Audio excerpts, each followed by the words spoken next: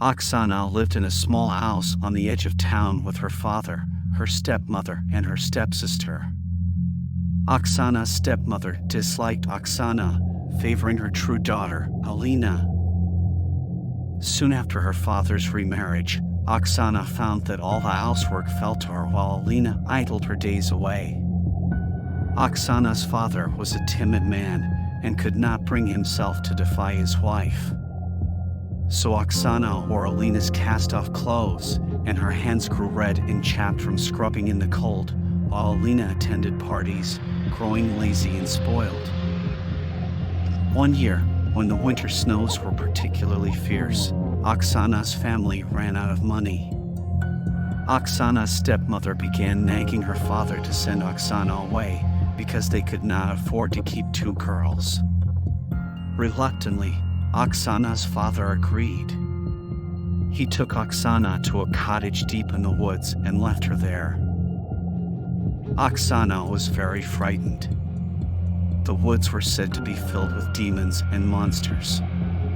But Oksana was also practical. She entered the cottage with her small bundle and found a fireplace, a lopsided table, and a rusty old pot. Oksana put away the loaf of bread, the knife, and the slab of cheese her father had given her. She folded the blanket and laid it near the fireplace.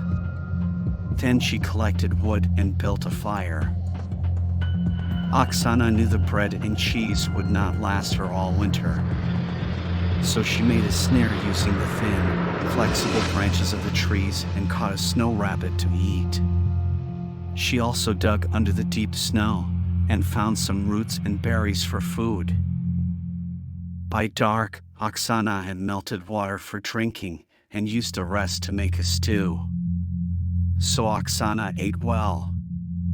Then she lay down near the fire for the night, listening to the wind howl and pretending to herself that she was not frightened of the woods.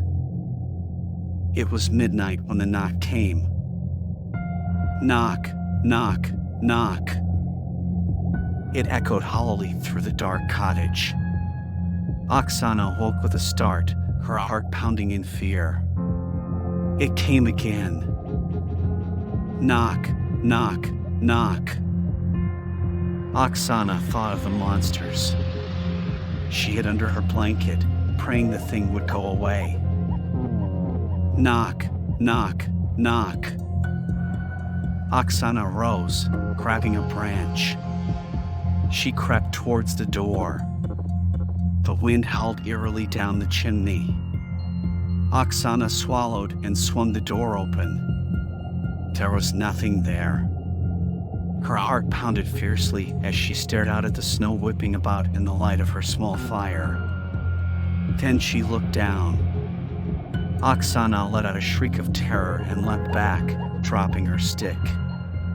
It was a demon, an evil spirit. It had no body. "Who are you?" Oksana stuttered, clutching the door with shaking hands. "I am Cow's Head," it replied. Indeed, Oksana saw at once that it was. The head was brown, with curved horns and strange, haunted eyes. "I am cold and hungry. May I sleep by your fire?" the Cow's Head asked. Its voice was cold and lifeless. Oksana gulped down her horror. "Of course," she said. "Lift me over the threshold," demanded the Cow's Head hollowly.